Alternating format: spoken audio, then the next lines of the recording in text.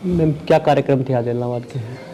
इलाहाबाद में आज जो एक तो हमारे जनता गर्ल्स कॉलेज है यहाँ पर, उसके अंदर मैंने ग्रांट दी थी शेड के लिए, तो उसका उद्घाटन था।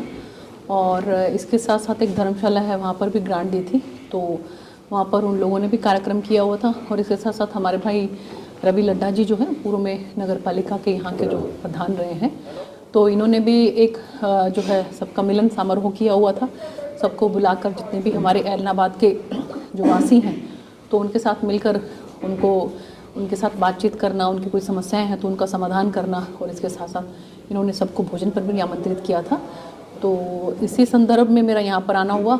और मेरी ये भी कोशिश है कि इलाहाबाद के सभी जो चाहे ग्रामवासी हैं या शहरवासी हैं, वो इसके बारे में भी जानकारी हासिल करें कि माननीय प्रधानमंत्री नरेंद्र मोदी जी के नेतृत्व में किस तरह से पूरे हिंदुस्तान के अंदर विकसित भारत जो संकल्प यात्रा चल रही है, उसका लाभ जो है ज़्यादा से ज़्यादा हमारे ग्रामवासियों को भी और शहरवासियों को भी मिले। इसके बारे में भी सबको जागरूक करने के लिए इसी संदर्भ में मेरे, और इसके साथ साथ और मैंने जो भी एमपी लैड में जो काम किए और जो भी मैंने एमपी लैड में पैसा दिया, चाहे हम बात करें धनूर गांव की, और वहाँ पर भी मैंने जो है अपने एमपी लैड से पैसा दिया था, तो उसका भी उद्घाटन था।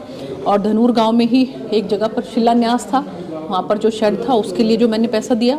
और भड़ोलों वाली जो गांव है उसमें विकसित भारत संकल्प यात्रा के अंदर मेरी भागीदारी रही। और उसी के साथ साथ अभी आगे जो है वहाँ पर भी कुछ कार्यकर्ताओं के यहाँ पर मेरा मल्लेखा में भी जाना होगा, तलवाड़ा में भी जाना होगा, पोड़का में भी जाना होगा।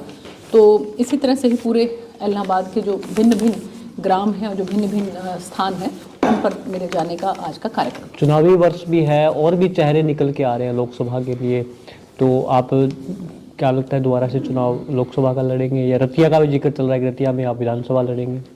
देखिए, ऐसा है कि हमारी जो भारतीय जनता पार्टी एक बहुत अनुशासित पार्टी है, और इसमें जो संगठन जो है, हमारा नेतृत्व जो निर्णय लेता है, वो एक कार्यकर्ता को जो है वो उसको मंजूर होते हैं। मैं भी एक उसी तरह से ही भारतीय जनता पार्टी के एक सिपाही हूँ।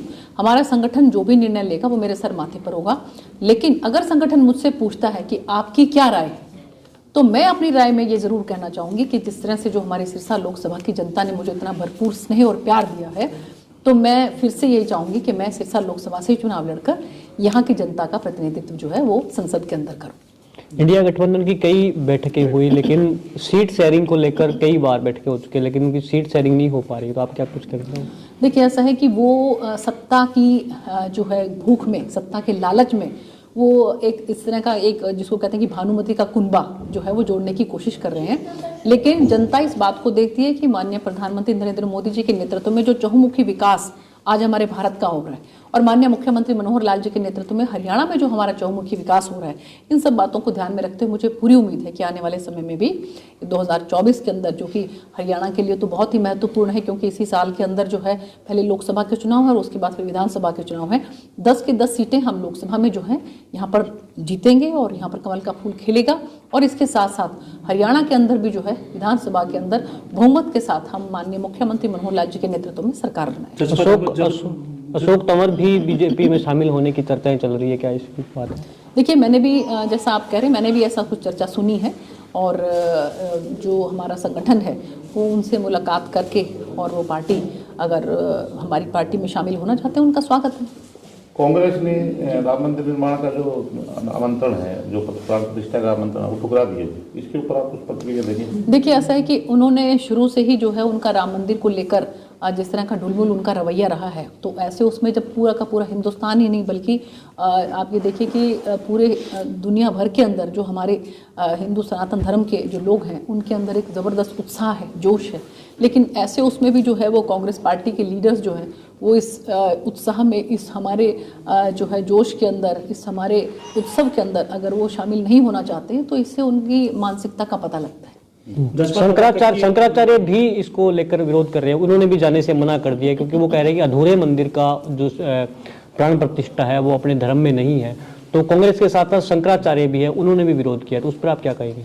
देखिए, हमारे सनातन धर्म के हिसाब से जो हमारे हिंदुस्तान में भिन्न भिन्न शंकराचार्य हैं, तो उसमें कुछ जो है वो हमारे आदरणीय संत महात्मा वो इस कार्यक्रम में जो है नहीं आ रहे हैं, लेकिन बहुत से ऐसे हैं कि जो आ रहे हैं। तो भिन्न भिन्न मत हो सकते हैं, हर किसी का अपना अपना मत हो सकता है, तो ऐसे उसमें जो आ रहे हैं उनका बहुत बहुत स्वागत है।